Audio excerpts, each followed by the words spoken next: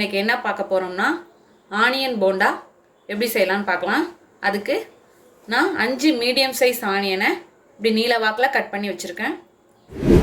1 cup கடலை மாவு, 1/2 cup அரிசி மாவு, ஒரு சின்ன துண்டு இஞ்சி பொடியாக கட் பண்ணி வச்சுருக்கேன், ஒரு பச்சை மிளகாவை நீல வாக்கில் கட் பண்ணியிருக்கேன், கொஞ்சமாக கருவேப்பிலை,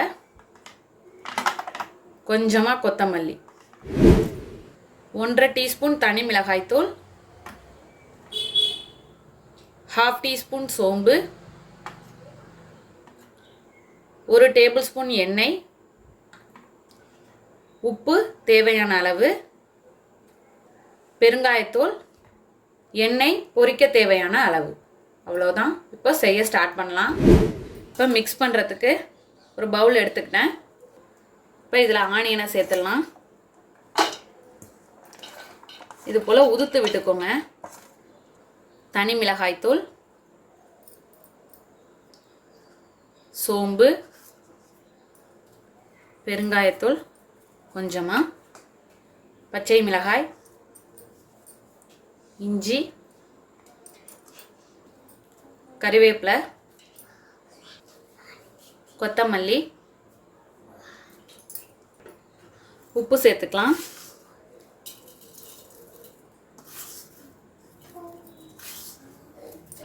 இப்போ இது எல்லாத்தையும் கையால் கலந்து விட்டுக்கலாம். இப்போ கலந்தாச்சு. இதோட நம்ம கடலை மாவு சேர்க்குறோம். அப்புறமா அரிசி மாவு, எண்ணெய் கொஞ்சமாக எடுத்து வச்சுருக்கோம், அதையும் ஆட் பண்ண போகிறோம். இப்போ எல்லாத்தையும் சேர்ந்து கலந்து வச்சுக்கலாம். தண்ணி எதுவுமே சேர்க்கலை. எண்ணெய் காஞ்ச பிறகு தண்ணி சேர்த்துக்கலாம். பொரிக்கிறப்ப எண்ணெய் காய வச்சுருப்போம், அது காஞ்ச பிறகு அப்புறம் இதில் தண்ணி சேர்த்துக்கலாம். அது வரைக்கும் வெங்காயத்தில் உள்ள ஈரப்பதமே போதும், ஏன்னா அதுவே தண்ணி விடும். இப்படியே கலந்து வச்சுருக்கேன். இப்போ எண்ணெய் சூடு பண்ணலாம். இப்போது எண்ணெய் காய வச்சுருக்கேன். எண்ணெய் காயட்டும். மிக்ஸ் பண்ணி வச்சுருக்கேன் ஆனியனில் கொஞ்சமாக தண்ணி தெளிச்சுப்போம். நான் இந்த அளவுக்கு தான் தண்ணி எடுத்துக்கிறேன். இதை அப்படியே தெளிச்சுட்டு உருண்டை பிடிச்சிக்கலாம். இப்போ நான் கொஞ்சம் கொஞ்சமாக தண்ணி தெளித்து இது போல் பிசைஞ்சு எடுத்துகிட்டு வந்திருக்கேன். இதை உருண்டையாக பிடிச்சிடலாம். ரொம்ப பெருசாகவும் இல்லாமல் மீடியம் சைஸில் உருண்டை பிடிச்சி எடுத்துகிட்டு வந்துடலாம். இந்த அளவுக்கு. இப்போது எண்ணெய் நல்லா காஞ்சிடுச்சு. இப்போ எல்லாத்தையும் உருண்டைகளாக உருட்டியாச்சு, போட்டு பொரிச்சு எடுக்கலாம். இப்போ எண்ணெய் காஞ்சிடுச்சு. மீடியம் ஃப்ளேம்லேயே இருக்கட்டும்.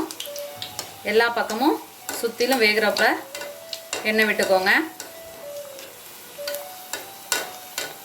இப்போ அப்படியே எல்லா பக்கமும் வேகிறாப்புல திருப்பி விட்டுக்கலாம். இது கொஞ்சம் ஸ்லோ ப்ராசஸாக தான் இருக்கும், ஏன்னா மெதுவாக வேக வச்சு எடுக்கணும். எல்லா பக்கமும் உள்ள எல்லாமே வெந்து வரணும். அதுக்காக பரட்டி விட்டு வேக விடுங்க. இப்போ மீடியம் ஃப்ளேம்லேயே வச்சு நல்லா வேக விட்டாச்சு. இப்போ இந்த சொர படங்கினோன்னே அரிச்சு எடுத்துடலாம். இப்போது நல்லா பொரிஞ்சு வந்துடுச்சு. இப்போ இதை அரிச்சு எடுத்துடலாம். நம்மளோட அருமையான அற்புதமான வெங்காய போண்டா தயாராகிடுச்சு. இதே போல் நீங்களும் உங்கள் வீட்டில் செஞ்சு பார்த்துட்டு எப்படி வந்துச்சுன்னு கமெண்ட்டில் சொல்லுங்கள். தேங்க்யூ.